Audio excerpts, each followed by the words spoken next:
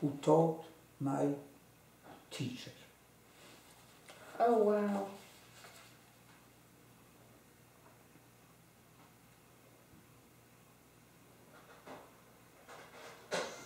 Now,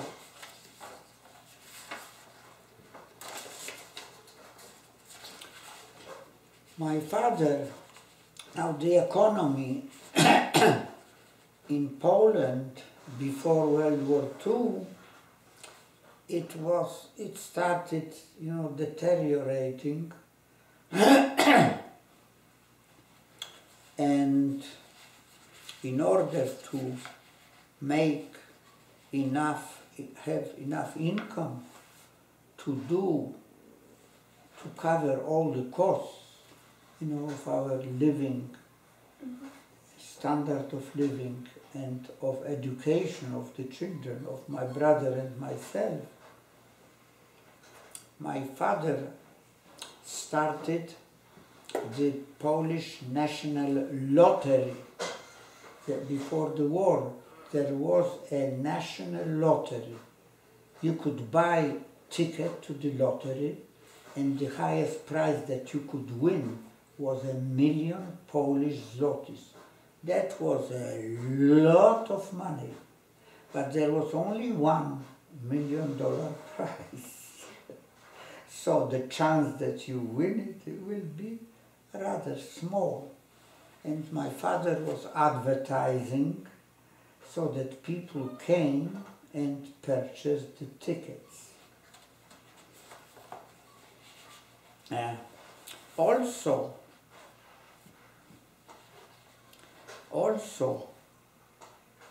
since my father,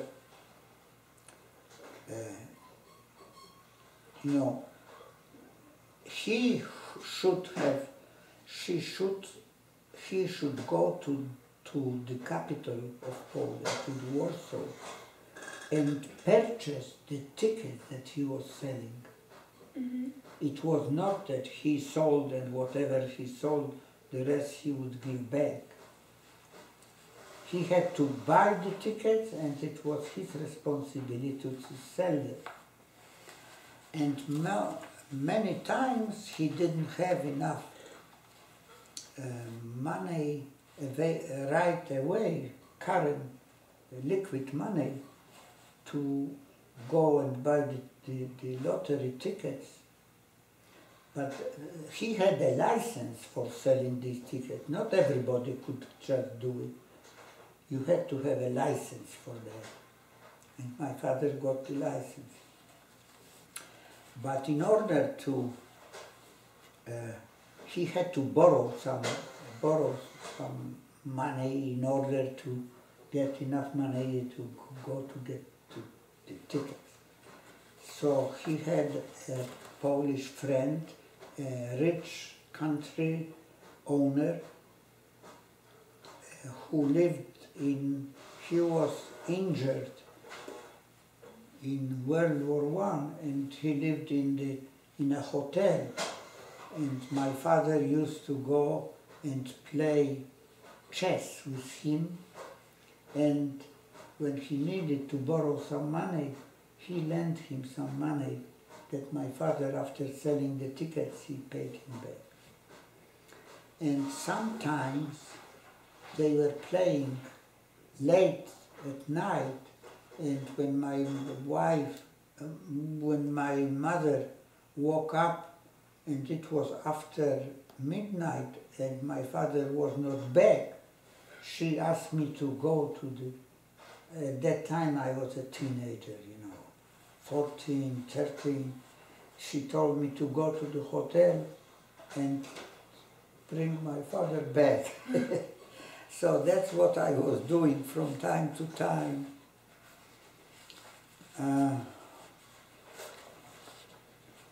Now I remember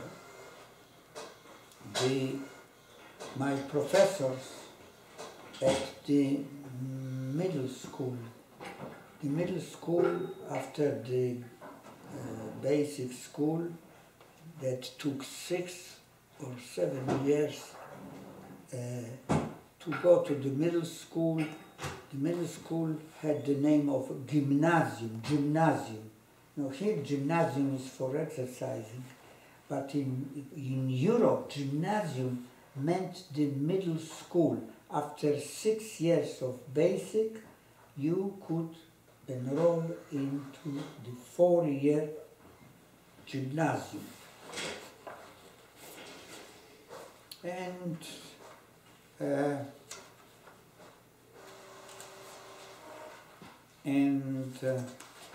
I used to, in the gymnasium, I had some friends, and among them some Jewish friends, and we always were competing with each other, and we were competing in what books we were reading. And whenever a book was newly published and the library got a copy, we tried to be the first to get a copy and read it, and then impress our friends. So I remember at that time a Nobel Prize winner who got his Nobel Prize 10 years earlier, and he was from India. And when his book was translated into Polish and I read the book, I impressed my friends, by reading the book. I forgot the name already, but anyway, now the library was the library was organized by a Jewish group of singers. There was a group of Jews who they loved singing, and they organized themselves, and they were meeting and singing together, and then they decided to start a library. Since most of those members were from rich families, they got money, so they rented an office and they purchased books that were newly published, and we tried to, we were reading, borrowing those books and reading. Now, there were also stores. They were selling books.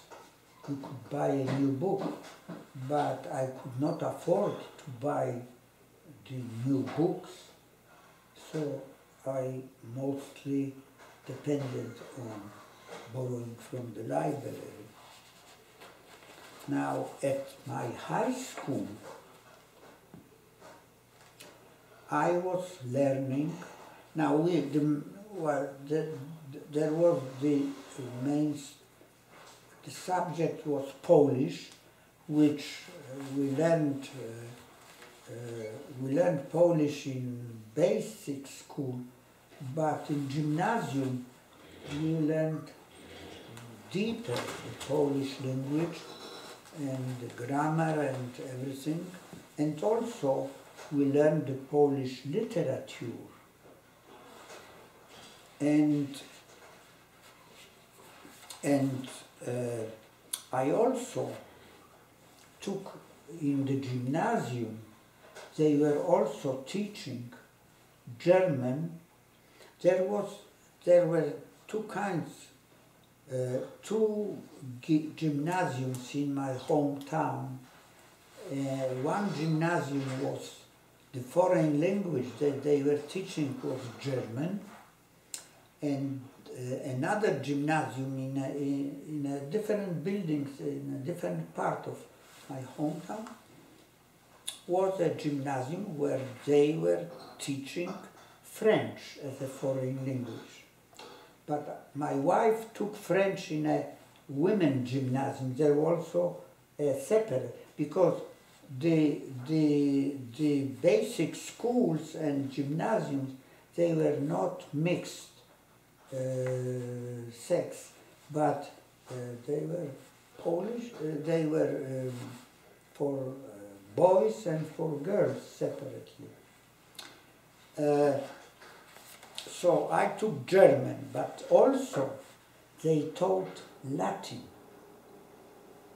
So I learned 4 years of German and 4 years of Latin, which I remember until today. My knowledge of German helped me a lot, because when I then, later when I was arrested and taken to the concentration camp, when you did not understand German, and when assessment came into the camp, you had to, whatever you were doing, you have to stand up straight, and you had to take off your hat, and you had to do whatever the German was saying. But they were not speaking, they were just shouting. And many people did not understand. But I was lucky that I knew German, so I could react immediately the way that the assessment wanted me. So that way I could handle better my situation than other people, Polish people who did not speak German.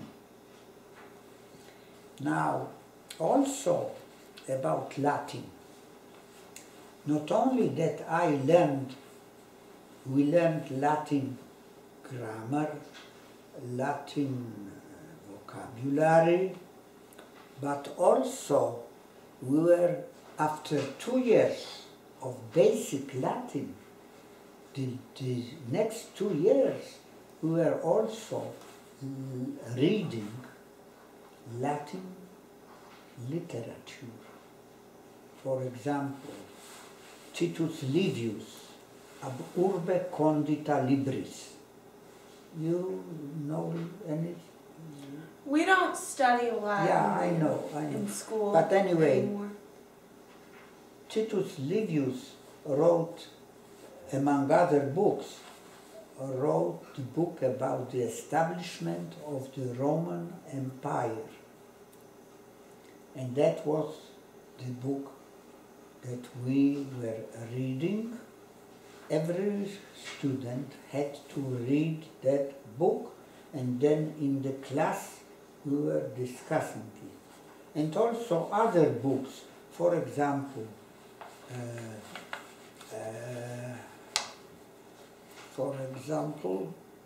oh no, I don't remember, the speeches of the Roman leaders, you know. Also we are reading those and some other, several Latin books in the Roman literature.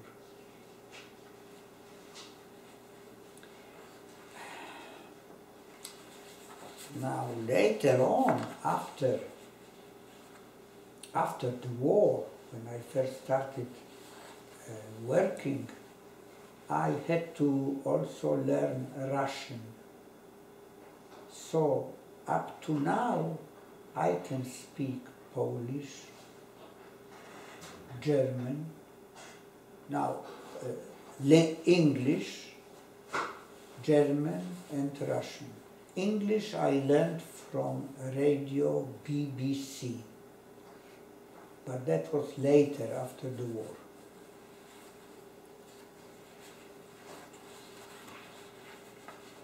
Now, my parents also, although my parents were not religious, but there was, a habit among Jewish people that when you got 13, you have to have bar mitzvah. And my parents hired a teacher who gave me lessons for almost half a year in Hebrew to learn for bar mitzvah. And at bar mitzvah, you had to read the Jewish Torah, the script.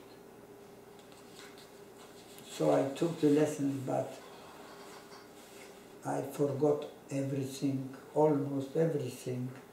I only remember in Hebrew a few words that are, that went into the common Hebrew language and then also into the Jewish, because Jewish language is not an original language.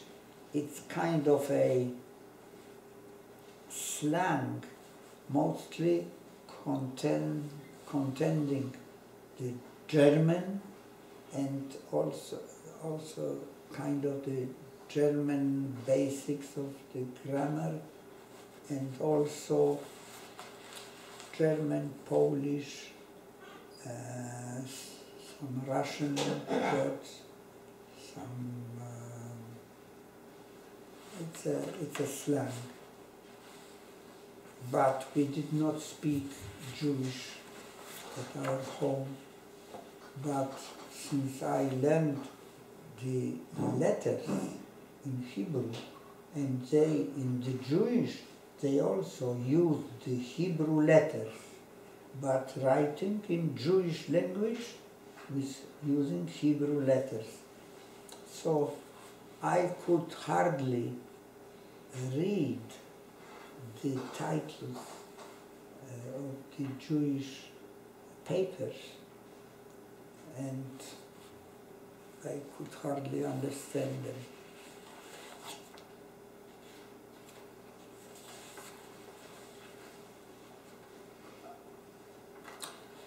Now, also, when talking about my Latin,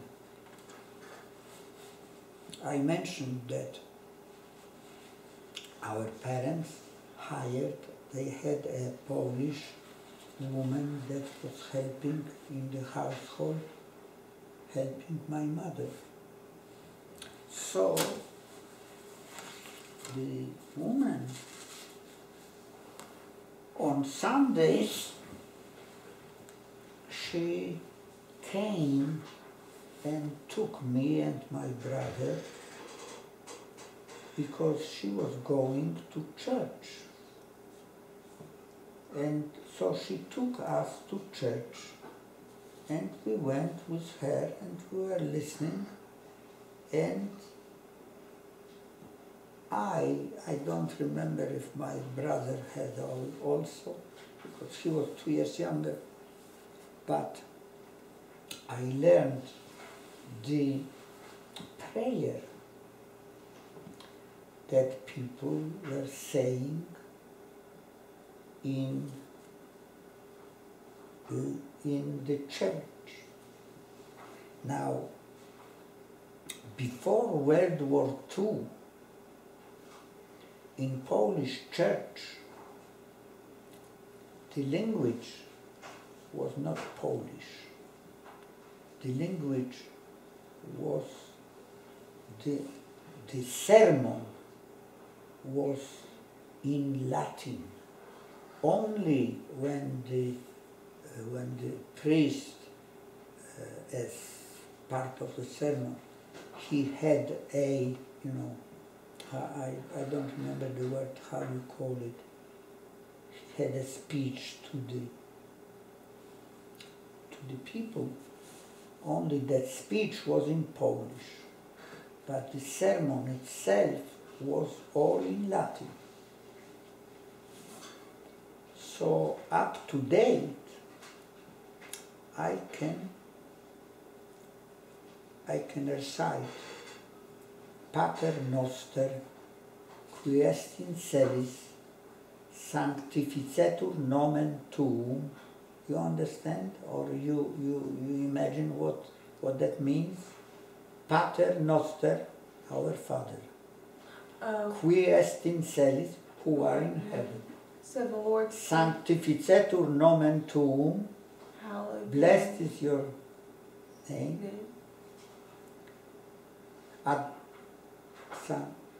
No, I have to say it continuously. Pater Noster, Pater Noster, qui est in celis, sanctificetur nomen tuum. Fiat voluntas tua.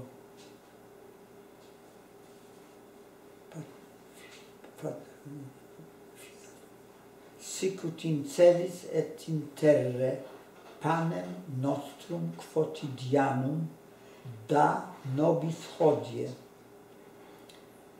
et dimitte nobis debita nostra, sicut et nos dimittibu our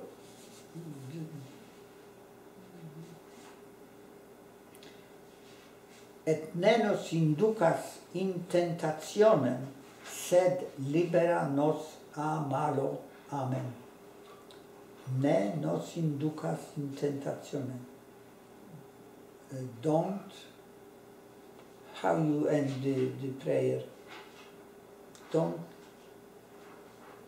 For thine is the kingdom and the power and the glory forever. Amen. Yeah.